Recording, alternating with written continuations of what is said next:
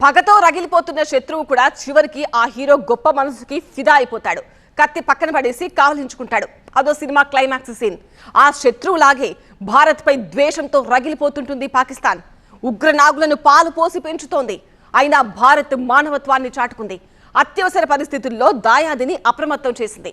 పొరుగు దేశం ఎన్ని కుటిల పన్నాగాలు పన్నినా తన హృదయం విశాలమని చాటుకుంది మన భారత్.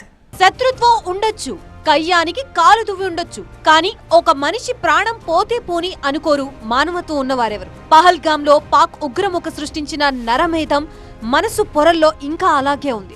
ఆపరేషన్ సింధూర్ తర్వాత రెండు దేశాల మధ్య అగాధం మరింత పెరిగింది. ఇలాంటి సమయంలో శత్రువుకి ఆపద ముంచుకొస్తుందంటే రోగం కుదిరిందని అనుకుంటారెవరైనా. కానీ భారత్ అలా కాదు.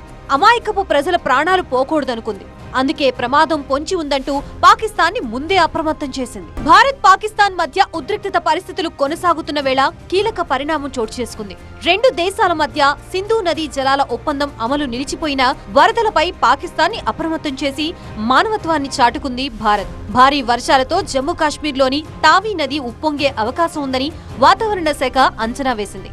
అదే జరిగితే పాకిస్తాన్ ని వరదలు ముంచెత్తే అవకాశం ఉంది. దీంతో ఇస్లామాబాద్ లోని భారత హై కమిషన్ పాకిస్తాన్ అధికారులకు దీనిపై సమాచారం ఇచ్చారు. ఒప్పందం రద్దుకు ముందు ఇలాంటి వైపరీత్యాల సమాచారాన్ని సింధు నదీ జలాల ఒప్పందం కమిషనర్ షేర్ చేసుకునేవారు. ఇప్పుడు మన దౌత్య కార్యాలయం పాకిస్తాన్ ని అలర్ట్ చేసింది. పహల్గామ్ ఉగ్ర దాడి తర్వాత భారత్ పాకిస్తాన్ దౌత్య సంబంధాలు దారుణంగా దెబ్బతిన్నాయి. ఉగ్ర దాడికి ప్రతిగా భారత్ ఆపరేషన్ సింధూర్ చేపట్టింది. పాకిస్తాన్ లోని ఉగ్రవాద స్థావరాలపై మెరుపు దాడులు చేసింది.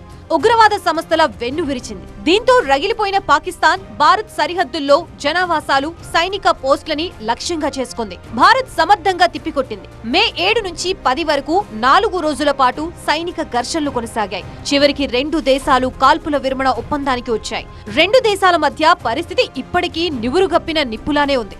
ఈ సమయంలో తావీ నది వరదపై పాక్ ని అప్రమత్తం చేసింది భారత్. చినాబ్కు ఉపనది అయిన తావీ జమ్మూ, డోడా, ఉధంపూర్ జిల్లాల మీదుగా ప్రవహించి ఈ నది భారత సరిహద్దు దాటాక చినాబ్లో కలుస్తుంది. పహల్గామ్ ఉగ్ర దాడి తర్వాత ఆపరేషన్ సింధూర్ కి ముందే భారత్ కీలక నిర్ణయాలు తీసుకుంది. 1960 నుంచి రెండు దేశాల మధ్య అమల్లో ఉన్న సింధు నదీ జలాల ఒప్పందాన్ని నిలిపివేసింది. పాకిస్తాన్ ని కొన్ని రోజులుగా వరదలు వణికిస్తున్నాయి. జూన్ 26 నుంచి ఇప్పటిదాకా పాకిస్తాన్ లో దాదాపు 800 మంది ప్రాణాలు కోల్పోయారు. ఇదే సమయంలో తావీ వరదల గురించి పాకిస్తాన్ ని అప్రమత్తం చేసి తన పెద్ద మనసు చాటుకుంది భారత్. వాస్తవానికి సింధు, దాని ఉపనదుల్లో నీటి మట్టాలు, వరదల గురించి కమిషనర్ల ద్వారా సమాచారం అందజేస్తారు. కానీ ఒప్పందం నిలిచిపోవడంతో హై కమిషన్ ఈ బాధ్యత తీసుకుంది. భారత్ ఇచ్చిన సమాచారంతో పాకిస్తాన్ అధికారులు తావీ నది పరివాహక ప్రాంతాల ప్రజలను అప్రమత్తం చేశారు. ఒప్పందం రద్దు తర్వాత పాకిస్తాన్ కు సింధు నదీ జలాల గురించి దౌత్య మార్గాల్లో భారత్ తొలిసారి సమాచారం ఇచ్చినట్లయింది. హిమాలయాల్లోని టిబెట్ లో ప్రారంభమయ్యే సింధు నది కశ్మీర్ గుండా ప్రవహించి పాకిస్తాన్ అంతటా ప్రవహిస్తోంది. ప్రపంచ బ్యాంకు మధ్యవర్తిత్వంతో భారత్ పాక్ మధ్య 1960లో సింధు జలాల ఒప్పందం జరిగింది. పహల్గామ్ దాడి తర్వాత భారత్ ఆ ఒప్పందం అమలుని నిలిపివేస్తున్నట్లు ప్రకటించింది. సింధు జలాల్లో రక్తపుటేరులు పారుతాయని పాక్ నేతలు విషం చిమ్మినా భారత్ మాత్రం వరదొచ్చే ప్రమాదం ఉందని అప్రమత్తం చేసి